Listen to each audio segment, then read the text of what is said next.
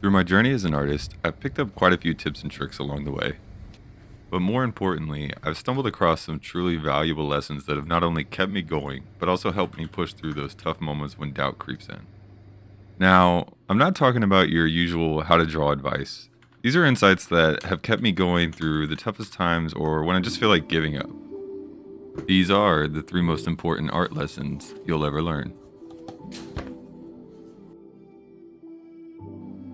I grew up in the early 2000s, a time now that seems like a distant memory.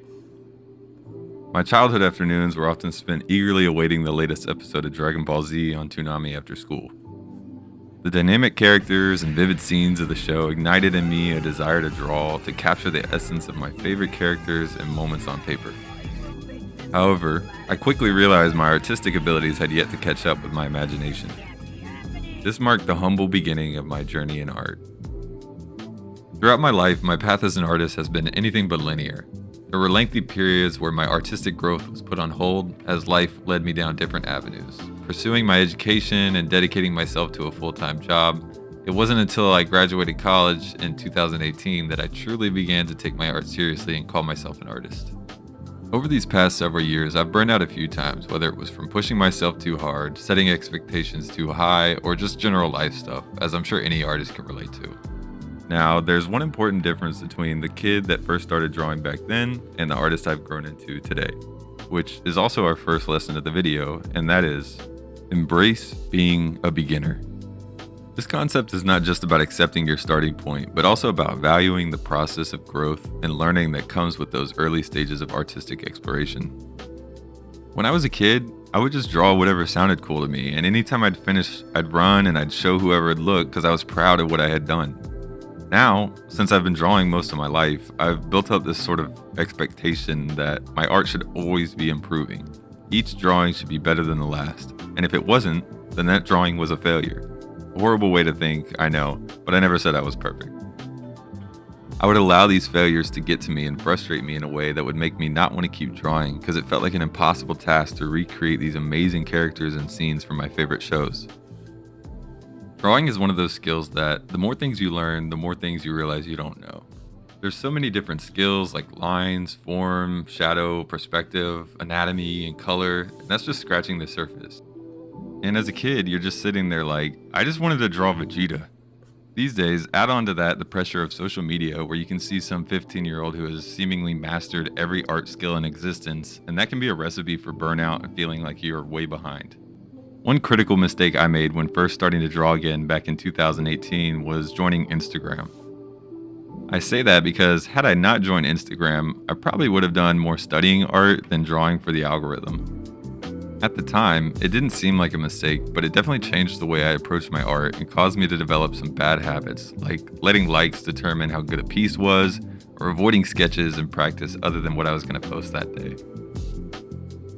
Trying to appease the algorithm by doing a post every day, art challenges like drawing your styles or Inktober all sound like great ideas and can be fun, but not at the expense of burning yourself out.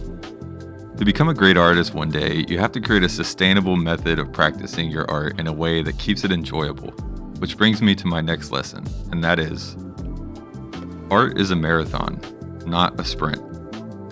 Like a marathon, where you need endurance and a good pace to be able to complete the race, you need the same for art. If you come out the gate sprinting and think you're going to keep that pace the whole race, you won't. I've seen a trend lately where a lot of creators are taking a break from social media or quitting entirely. One that spoke to me more than any was Papa Meat from Meat Canyon, where he talks about not being fulfilled by the work he's doing lately, stating that he felt most creatively fulfilled when he was doing his own creations and not chasing trends. Here's a clip from his video where he talks about drawing for the algorithm. This year has been very eye-opening for me. I have been doing these kinds of videos for like 5 years now, or coming up on 5 years. And I'm at this place where I just think I can do better, honestly. I think that like everything that I'm making now is in service to something negative. And by that I mean uploading things every 2 weeks is all good and fun, but I feel like I'm doing it to try to get as many subscribers as I can, to try to make as much money as I can, to keep this business floating up. I have this like weird fascination that I have to upload all the time and do all these things to be a part of the creator zeitgeist or culture. Maybe that's how I'll get respect from my peers and everything like that. It just sucks, honestly. It's fucking terrible. So you can see he also set a lot of high expectations and pressures like invisible deadlines and drawing for the algorithm.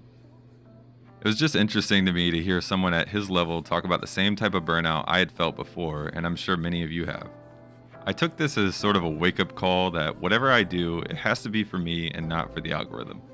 That might mean I never see any sort of social media success, but I have to think back to my younger self watching Toonami, who just wanted to draw the cool stuff that inspired me, and that was it. One last piece of advice that I want to leave you with is something I heard back when I first started my art journey, and that is, the difference between people who become successful artists and the ones who don't make it is they never give up. This little piece of advice is what I think about sometimes when I need something to get me out of my rut and start drawing again.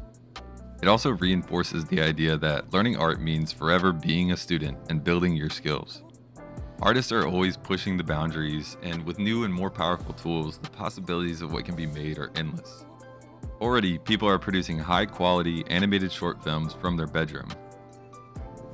Whenever I do find that I've stopped drawing for a bit or started to hit some burnout, it's easy to listen to that little voice that tells you to give up or what's the point. I also fear that I won't be as good as I was when I last drew something, or that all the progress I've made over the years has been lost. These are the little lies that we tell ourselves to keep us in a state of being comfortable in whatever new habits we've built since then. But if you can recognize that all these things are in fact not true, and you just get started, you can quickly get on the path of achieving your goals. This might just be me, but I feel like a lot of artists on social media try to make things look easy, especially once they have their success. But it's just not, and if anything, it looks like it just gets harder with this invisible pressure we all seem to put on ourselves. I think that's why Papa Meat's story I mentioned earlier resonated with me so much. So, seeing how even at the top of artists' careers, this pressure we put on ourselves doesn't seem to really go away, and if anything, it gets worse. It's important now to really build tools not just to improve your art, but your overall approach, and not lose the thing that inspired you to start creating art in the first place. That's all I really wanted to talk about in today's video. I hope these 3 things help you even a little, because they help me a lot, and I just wanted to share them with you. As always, be sure to like and subscribe, and follow me on Instagram and Twitch, and I'll see you in the next video. Peace.